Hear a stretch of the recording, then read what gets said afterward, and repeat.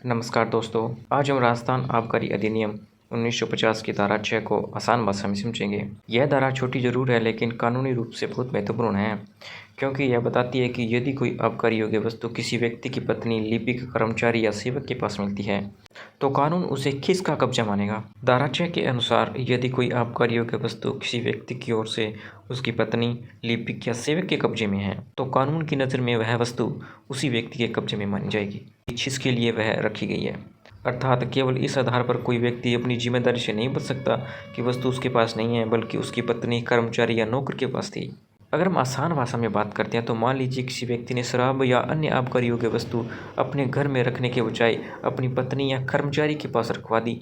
यदि पुलिस जांच के दौरान वह वस्तु पत्नी या कर्मचारी के कब्जे से बरामद होती है तो कानून यह मानेगा कि उस वस्तु का वास्तविक कब्जा उसी व्यक्ति का है जिसने उसे अपने लिए रखवाया था। यानी कानून केवल यह नहीं देखता कि वस्तु किसके हाथ में मिली, बल्कि यह भी देखता है कि वह वस्तु वास्तव में किसके लिए रखी गई थी। आबकारी योग्य वस्तु क्या होती है?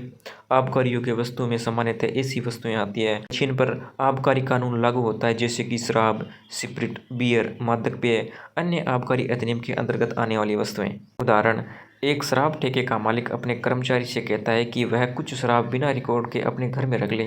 बाद में पुलिस कर्मचारी के घर से शराब बरामद कर लेती है। यदि जांच में यह सामने आता है कि कर्मचारी केवल मालिक के कहने पर शराब रखे हुए था तो धारा 6 के अनुसार उस शराब का कब्जा मालिक का माना जाएगा। इस धारा का मुख्य उद्देश्य यह सुनिश्चित करना है कि कोई व्यक्ति केवल नाम बदल कर या किसी रिश्तेदार अथवा कर्मचारी के माध्यम से आबकारी कानून से न बच सके।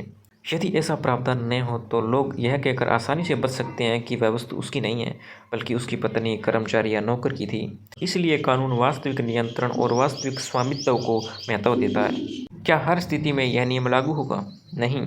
सिर्फ पत्नी, लिपिक या सेवक के पास वस्तु मिलने से स्वतः यह सिद्ध नहीं हो जाता कि वह दूसरे व्यक्ति की है। जांच एजेंसी को यह भी देखना होगा कि वह वस्तु वास्तव में उसी व्यक्ति की ओर से रखी गई थी। यदि पत्नी, कर्मचारी या सेवक स्वयं उस वस्तु का स्वतंत्र मालिक हो और उसका उस व्यक्ति से कोई संबंध न हो तो ऐसी परिस्थितियों के अनुसार न्यायालय अलग निष्कर्ष भी निकाल सकता है। ध्यान रखने योग्य बातें: यह धारा कब्जे की कानूनी अवधारणा को स्पष्ट करती है। इसका उद्देश्य जिम्मेदारी तय करना है। कोई व्यक्ति पत्नी, कर्मचारी या सेवक के नाम का सहारा लेकर कानून से नहीं बच सकता।